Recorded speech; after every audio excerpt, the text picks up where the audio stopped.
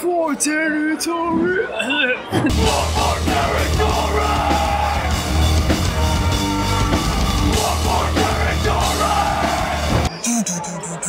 Tam brutale girecektim. Brut oldu.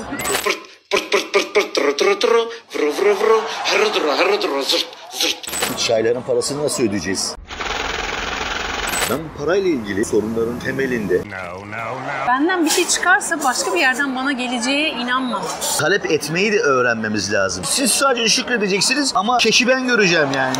Nakit bende. Özgün değerlerimize hizmet etmeyen şeyleri çok biriktirdik. Söyleme sahip ayda bir sefer banyo yapmaya başladık ya. Sistem seni mallığa yönlendiriyor yani bir taraftan da. Bizim yapmamız gereken bu bolluk bereket için Para da olsa, mal mülk de olsa bir alma verme dengesindeki bir problem. insanın kendi içinde karışıklığa, karmaşaya girmesi gerektiğini düşünüyorum. Yani Bedenimizdeki karşılığı Freud'un o dediği. şunu söylemeden geçmeyelim bence. Geçme ben. onu hatta hiç geçme.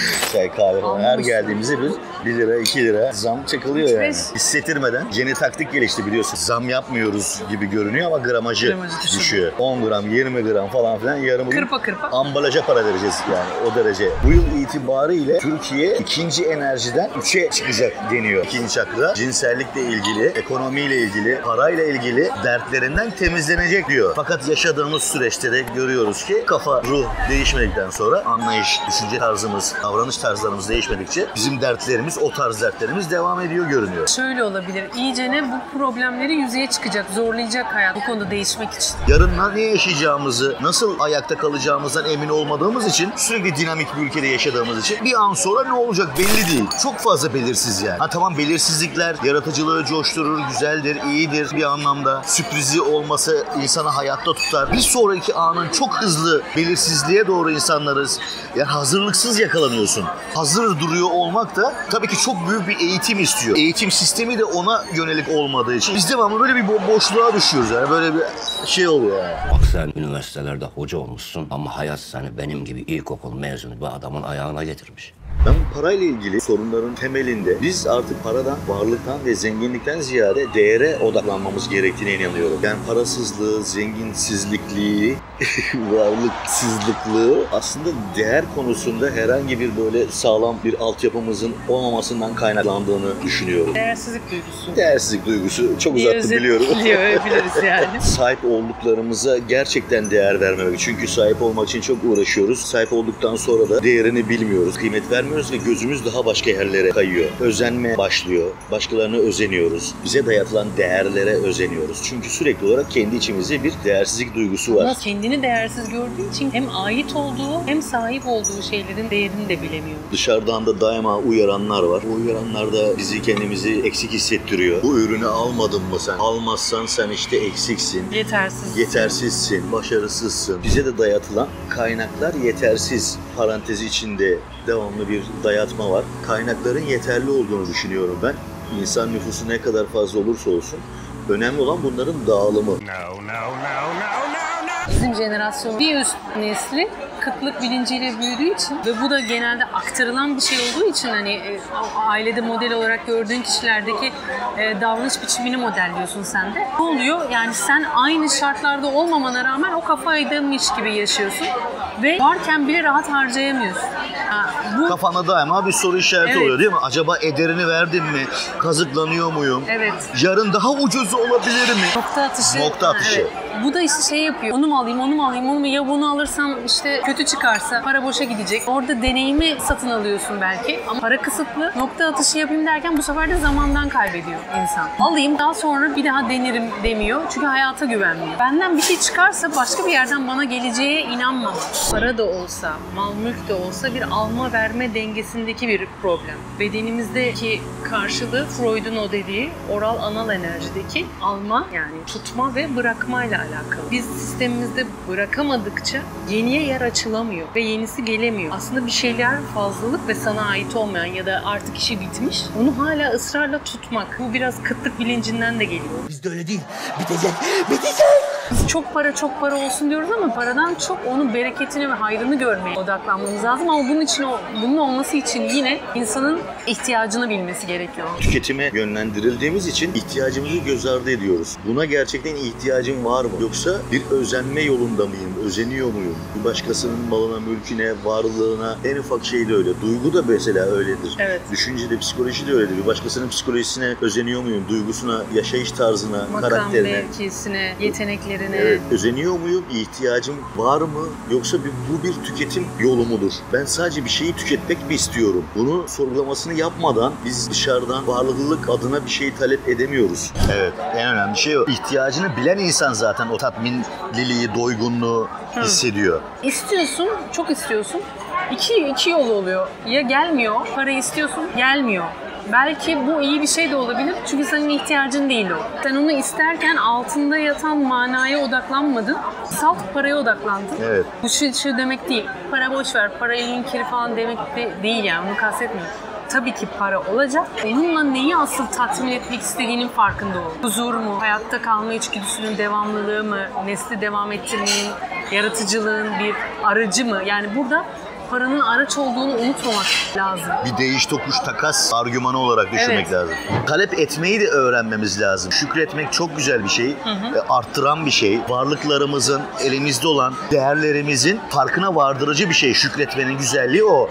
Kendine yöneliyorsun. Ulan ben de aslında ne kadar büyük değerler varmışı gösteren bir şey. İhtiyacından fazlası var olduğunu gösteren bir şey şükretmek. Fakat sürekli olarak da hani siz sadece şükredeceksiniz ama keşi ben göreceğim yani. Nakit bende.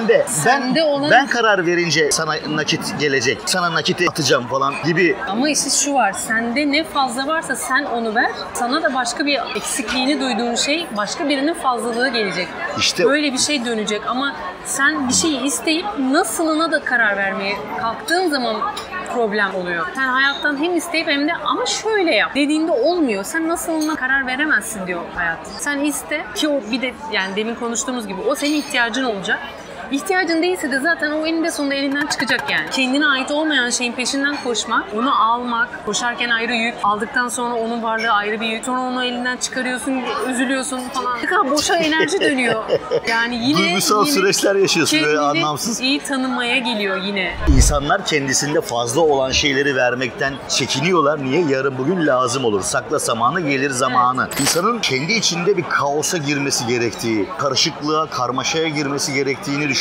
Yani insan kendi içinde kaos yaşamadıkça sorgulamaktan mümkün olduğu kadar kaçıyor. Şöyle süreçler de beklediğini düşünüyorum ben önümüzdeki günlerin. Gösterge olarak, dışarıdan görünenler olarak. Zaten para sistemi değişecek. Onu herkes söylüyor artık. Daha elektronik bir hale gelecek falan. Değer algımız değişecek. 80 öncesine döneceğimizi düşünüyorum ben. Yani zorluk anlamında, ekonomik bir zorluk. Dışarıdaki şekil bu, görünen bu. Bizi de şu an sistem müthiş zorluyor. Özgün değerlerimize hizmet etmeyen şeyleri çok biriktirdik. İyice ne kendimizi tanıyalım diye de oluyor. Biliyorum çok gerçekten sinir bozucu oluyor bu söylem. Çok sinir bozucu canım yani ama ekonomik olarak. Hakkını aramayı da öğreniyorsun bu esnada.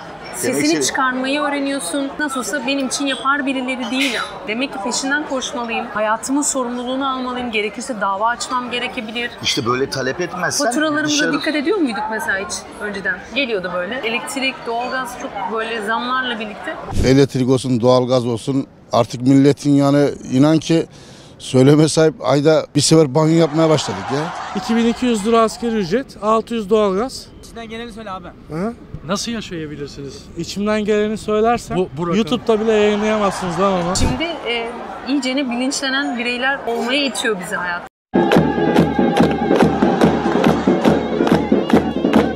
Bundan sonraki süreçte ileride 20-30 yıl sonra artık barkodlarımız olacak ellerimizde, ensemizde falan. Filmleri de yapılıyor zaten. Biz kendimiz otomatik ödemeye verilmiş olacağız Başta yani. döndük yani. Para direkt ben olayım. Tabii. Paranın direkt kendisi olacağız yani. Malım ben. Sistem seni mallığa yönlendiriyor yani bir taraftan da. Abi çıldıracağım yemin ediyorum aklımı oynatacağım 10 dakikada nereden nereye geldik Müthiş oldu gerçekten ya. Sen talep etmezsen karşı taraf verdiğinin fazla olduğunu düşünüyor. Hakkını isteyeceksin yani. Bu yüzden de hakkının ne olduğunun farkında olmamız gerekiyor. Yani benim hakkım nedir arkadaş? Onu ben kendim bilebilirim. Bir başkası söyleyemez kimse kimseye senin hakkın budur diye. Hak verilmez alınır demişler. Hak verilmez alınır'a geliyor iş. Daha sosyal bir hayata doğru da yönleniyoruz açıkçası bu zorlanmalar yüzünden. Dolayısıyla bu al-ver Dayanışmayı öğreniyoruz. dayanışmayı da öğreniyoruz bir taraftan da tabii. Yolun neresinden dönersen kârdır. Her nefes bir fırsattır sonuçta. Bizim yapmamız gereken bu bolluk bereket için hayalimizde önce yaratmamız gerekiyor. Samimi söylüyorum, vazgeç kanka. Manyak olursun bak. Ciddi söylüyorum. Bilim de mesela benim gördüğüm varsayımlarla başlar. Yani önce bir hipotez ortaya atıyorsun, teori ortaya atıyorsun ve onun peşine düşüyorsun. Onun gerçek olup olmadığını test edip sınıyorsun ve ondan sonra ondan gelen veriler doğrultusunda hayata devam ediyorsun. Hayalle başlamamızın gerekliliği nedir? Mesela daha yeni metrodan gelirken metrodaki anonslardan bir tanesi, hayatın içinde görelim bunu diye anlatıyorum. Diyor ki yaşlılara ve hamilelere öncelik tanıdığınız için teşekkür ederim diyor. Seni güdülüyor orada yani. Sen böyle yapmıyor olsan dahi bunu yap demek istiyor. Olmamış bir şeyden bir varsayım oluşturarak seni yönlendiriyor. İnsan da kendi kendisini bu anlamda bu tarz varsayımlarla parantez içi hayaller kurarak yönlendirmesi Olmuş gibi. Evet, olmuş gibi hayatını şekillendirmesi gerekiyor. Duygusu ve düşüncesi oluşmamış bir şeyin maddiyatta davranışı da olmaz. Maddiyatta görünürlülüğü olmaz. Sana aitliliği olmaz. Sen bir ürüne sahip olabilirsin ama o ürünün kıymetini bilmedikten sonra, değerini bilmedikten sonra ki kendi değerini bilmemişsindir. Dolayısıyla onu hakkıyla kullanamayacaksındır. Sana hizmet etmez o yani. Sürekli olarak elden çıkmak için uğraştırır. Bazen de onu kaybedince anlarsın değerini. Şunu söylemeden geçmeyelim bence. Geçme ben. Onu hatta hiç geçme. Ya mesela Bu ihtiyacım temel ihtiyaç o. Mesela bu tip durumlarda hemen şöyle eleştiriler gelir. Sen bunları biliyorsun da sen neden zengin değilsin o zaman? Neden zengin değilsin? Sen zengin değil misin? Zenginim ben tabii ki. Yani. Çünkü dışarıdan istediğimi alabiliyorum. Yani istediğini alabilme yeteneğidir. Evet. Duygusudur, bolluk bilinci. İhtiyacın karşılanmasıdır. İhtiyacın karşılanmasıdır. Ben niye onu yığayım? Oradan her zaman alabiliyorum. Cennette gibi düşünmek lazım belki yani. Bak çırılçıplaktı orada Adem Havva. Çünkü her şeyi alıyor orada. Biraz fazla almış tabii. Elmaya biraz fazla yüklenmiş. Bir şeye böyle mail ettiğinde ihtiyacım var mı? Gerçekten buna ihtiyacım var mı? Gerçekten canım istiyor mu diye bir sormak. O anda bir sor. Hayat Bravo kurtarıcı. bak. Odaklanma anlamında söylüyorsun bunu. Hakikaten canım onu mu istiyor? Biz bir sor, ondan sonra yine evet okeyse tamam yani. Odaklandığımız zaman mucizevi olarak hayat da bize onu direkt de gönderebiliyor. Yani çabasız geliyor bazı şeylerde. İşte kendimizde olmazsak o geleni göremiyoruz da bazen. Direkt tokat vuruyorsun ya da yanından es geçiyorsun falan. O yüzden odaklanmak önemli. Doğru, teşekkür ederim. Güzel oldu bu. Rica ederim her zaman. Güzel oldu.